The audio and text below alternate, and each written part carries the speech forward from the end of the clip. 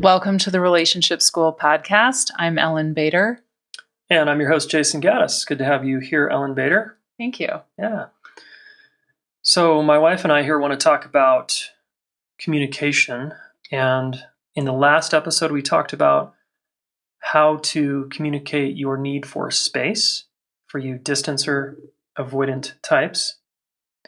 And this week, we're going to talk about if you are someone who wants connection and you want more connection, especially under stress and you get anxious, we want to help you learn how to communicate your need for connection better. Yeah. Yeah. So we're just going to give you, 7 or 8 tips here that could help. Okay. If you're new, this podcast is all about relationships, connection, love, intimacy, and doing that part of your life better. If you're returning, thank you. Thanks for being here. Thanks for subscribing. Thanks for sharing this with your friends. Thanks for leaving us a review on Apple Podcasts. Really appreciate that. Remember, if you guys want to ask me a live question and come to the next live training, just go to relationshipschool.com/training. Register there. We always have a live training coming up. All right. So hopefully we'll see you there. Okay, Ellen, should we dive into how do we help these anxious types who get kind of nervous and scared and fearful and pissed when their partner goes away? Yes. Or gets silent? Yes. Let's help them. Let's see if we can. Okay. Yeah. Yeah, I think the first thing that we want to just remind you of, you probably already know this, but it's you have an opportunity here to learn how to be with yourself in a stronger way when they won't come around, or if they don't, or it's not soon enough. You have an opportunity to just be there for you, right? Mm-hmm. And learn to relax in the face of that stress or fear. Yeah. And that's obviously a lot easier said than done. That can take a lot of practice. It is easier to be there for yourself when you know people are there for you. And if you're feeling like your partner's not there for you, it's a lot harder to be there for yourself. So we want to just appreciate that, but that's potentially just a growing edge that can always be cultivated and practiced. Just can I be with my experience a little bit longer? Can I try to relax with what I'm feeling a little bit longer? And something to work towards. But you also have a healthy impulse to reach out for support when you have stress. So that is really healthy. It's relationally oriented. You believe that people in relationships can help you when things are hard for you. And those are all healthy, good impulses to have. Yeah. Yeah. And so why do we care about being there for ourselves? Because not only does it make you stronger, but it helps the other person actually get the space they need, right? Mm-hmm. And it helps you not pursue them from a place of fear and anxiety. Right, because that usually ends up not feeling good to you, and you might say and do things that make things worse, and that your partner might start to feel like they're being guilted or manipulated into talking to you when they really don't feel ready or know how or want to. And so that it can just, coming from fear and anxiety can make things harder. Yeah, and if you guys just recently got into a disagreement or had a disconnection of some kind, they probably feel on an unconscious level your fear and anxiety. It's in the tone of voice, it's in your behavior, and that actually feels worse to them than whatever happened 10 minutes ago or yesterday. That's kind of another layer that they have to deal with. Mm-hmm. And remember, in the last episode, we challenged them that, like, hey, the longer you wait, the more you're making this challenging for yourself. Right. So we're on your side here. We just want you to work with that fear and anxiety. If you're not going to pursue them from fear and anxiety, we have a few other things for you to do in the meantime. So obviously, the first one is to try to just continue to cultivate that ability to be with yourself when you're upset and to be there for yourself. And also to start thinking about your partner in terms of where did they come from? Who are they? What might be happening inside of them that they move away from relationship under stress, that they want space and they want to be alone when things are hard. That can be something worth trying to understand about them. Obviously, it's going to help when you're reconnected if you can collaborate around that. But in the meantime, having a sense of what else might be happening for them can be helpful. It can help you start developing empathy. Yeah, what we're after here is while you're, calming yourself down with their distance and your like anxiety, and you're working with that, it's time to be curious about yourself and them. And that's one way to do it. Obviously, if you're partnered with someone, we want to encourage, as we often do on this podcast, that you really want to get to know this person and where they come from. That's what Ellen's saying. So how is it that this whole thing got set up where they move away from relationship under stress? Well, probably they grew up in a family where there was a lot of stress or not a lot of communication. And so there just they didn't see relationships as resourcing or valuable to them because it just didn't go well. Mm-hmm. Either it's possible that the people they went to weren't able to be that comforting or didn't really know how to comfort them in the way they needed. It might have been that things got worse if they tried to talk about something with someone. It might be that no one really ever asked or was interested in what their experience was. So there could be a lot of things that for many years someone adapted to where they learned how to just, that what's easiest for them is to be alone under stress. It might take them a long time to get through something. It's not that efficient, but it's what's familiar and it's sort of what they know. Yeah, so you're doing your best to empathize and put yourself in their shoes and go, oh, right. When I come at them with a lot of anxiety and fear, they're going to pull away because they grew up with a mom who did this, that, and the other, or they grew up with a sibling or in a household that was like this, right? This isn't going to help, or okay, yeah, that must be hard for them. Because a lot of times you're just thinking about yourself. When they go away, you're thinking about, how do I get reconnection, right? And you're sort of annoyed with them. And we're asking you to, okay, you're going to feel that, but see if you can extend beyond yourself and really try to put yourself in their shoes. Mm-hmm. Right. And that this is sort of the best they can do in this moment, in a way. Yeah. Yeah. And we're going to challenge them, right? Over time, we want both of you to work on the area of growth that you need to work on. So they need to work on coming around more. Communicating more. Yeah, communicating more, especially under stress. You need to work on giving space and in your own anxiety and fear. Yeah. You each have something to work on. So we're aware of that. Right. And ultimately, collaboration is where this is going to go the best. Yeah. Right. Okay. And the next thing you can try in your communication is approaching the distancer in a way that shows them that you really care about their experience. So what that would sound like is, I want to understand you and what's going on, and I don't think I have all the information. I don't think I know fully what you're going through, and I care about you, and I really want to understand it. So when you're ready, I'd love to know more. What does this do? So that shows them that you're considering them, you're making room for them, that they're part of this relationship too, that their experience and their needs matter to you, they matter in this relationship. Because probably a lot of what's happening is they're distancing, and then you're coming to them as a pursuer, like, hey, like, what's going on and what's wrong and why aren't you talking? And it can start to feel like they're just they're in trouble. They're overwhelmed. This is moving too fast. They have a lot of emotions of yours. They're trying to figure out how to be with and calm you down. And like, it's like, they don't have the sense that there's room for them there. And that's not just because of you and how you're being. That would also be an experience they've had probably a lot in the past where there just wasn't really room for them and people weren't that interested. So when you can show that you're interested, you care, that you can own, like, hey, I know I've been coming at you with a lot of intensity or anxiety. I'm guessing my feelings are a lot for you to handle, and I want to be sensitive to that. Anything you can do to show that you're making room for them. You're really making room for their experience. It's not just about you and your anxiety, you and your upset.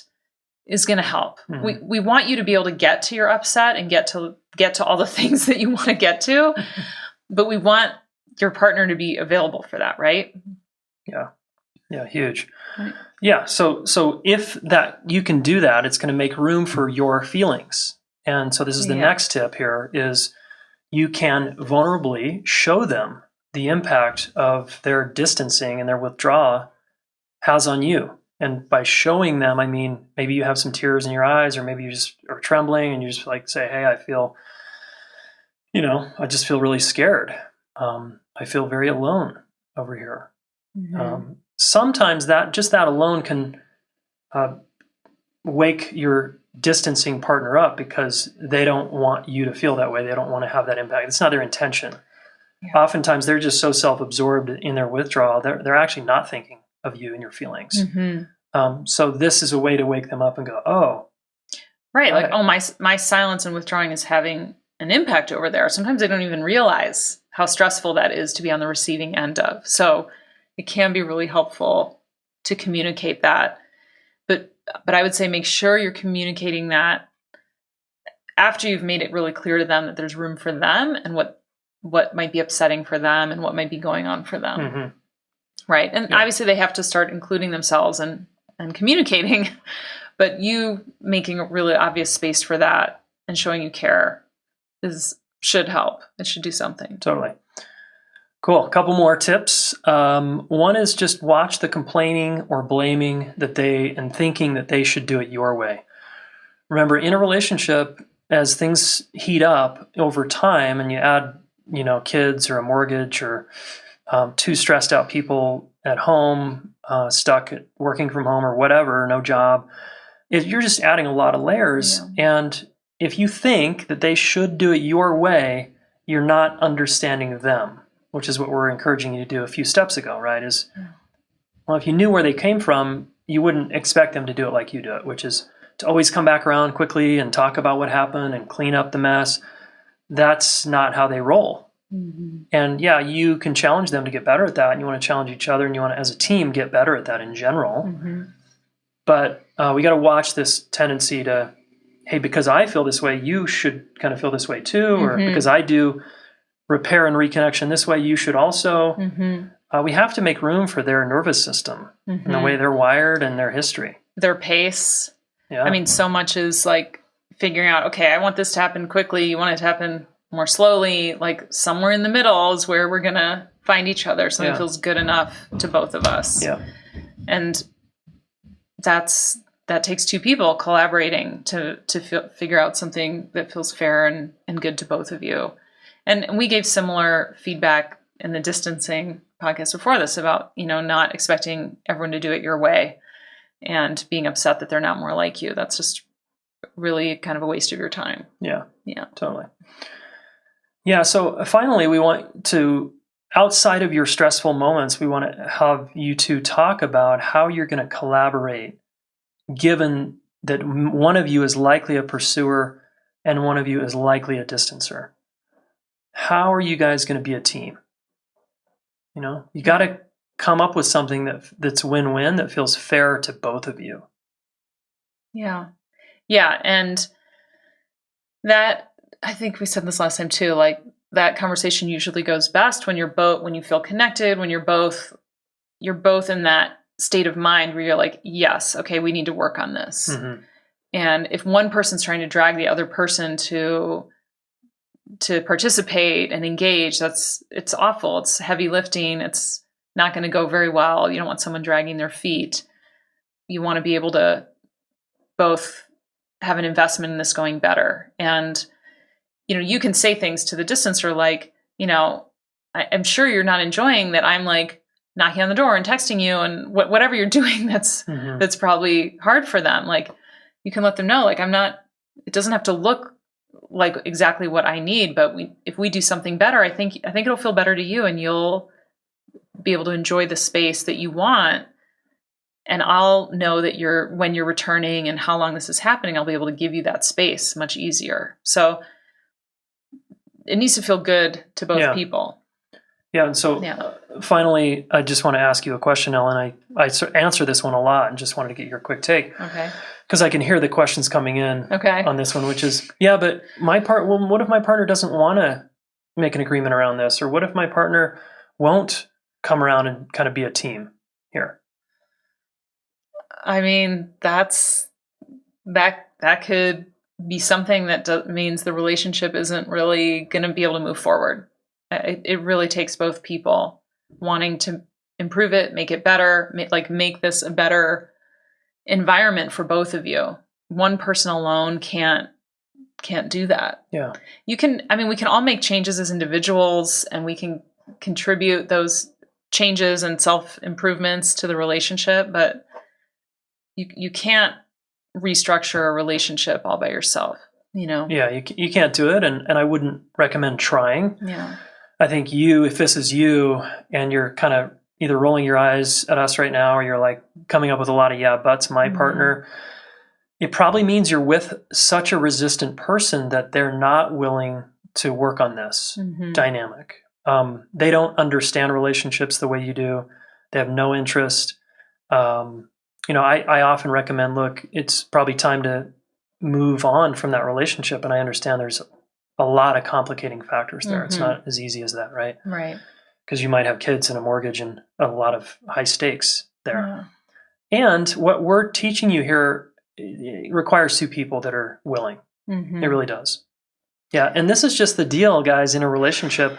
In our relationship, there's in any relationship, there's someone usually that's taking it's a polarity where someone's taking the pursuer stance and someone's taking the distancer stance. And it's not like consciously thought out. It's just the way it seems to work. Right. And that can shift over time, or it doesn't have to be these fixed roles, especially if you don't want them to be. That's great when people are like, no, I don't want this to be our dynamic forever. What can we do to how can I initiate more? How can I give you more space? Like, how can we just keep making it so we're not so polarized? Yeah.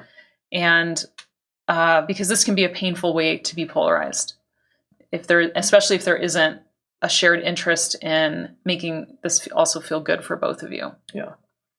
And so, I think that one thing to think about is, can you at some point have a conversation with your partner if you feel like your partner's resistant to even making an agreement around this? It's probably time to have a conversation. Just, do we want the same relationship? Do we want the same kind of relationship? What do you really want out of our partnership? What do I want? How do I want this to look? Because you might be at a place in your relationship where you're clear about what that is, your partner's clear about what that is, and you need to see, do those things still line up? Yeah, really, really sound advice there. Thank you, Ellen. Yeah, so if you want to find out more about this particular dynamic, Ellen and I talk about this in our deeper course, our 9-month training that I teach. There's a substantial chunk around it. This is essentially attachment dynamics, but we don't even have to call it that. It's just distancer pursuer dynamics is another way to talk about it. You can always join our 9-month training, and that's relationshipschool.com/DPIR. Okay, so here's your action step. After, write down the most poignant tip today that you got from this podcast, and reach out to someone in our community or your community and just debrief it. Be like, hey, this is what I'm going to try, and set yourself up with give yourself 1 week to implement one of these tips, all right? Because chances are within the week, you're going to feel like you're in this dynamic with someone. You're pursuing, they're distancing, here you are. So what are you going to do differently this time? All right, so that's your action step. Hit me up on social media or go to relationshipschool.com/training. And you can ask me a live question there. Ellen, thanks a lot for hanging out with us today. You're welcome. Thank you. Yeah. Okay, everybody. Take good care and talk soon. Hey, thanks so much for listening. Please subscribe to this YouTube channel. Share one of these videos with a friend. We want to help the planet get their act together around relationships, and you are one of them, so thank you.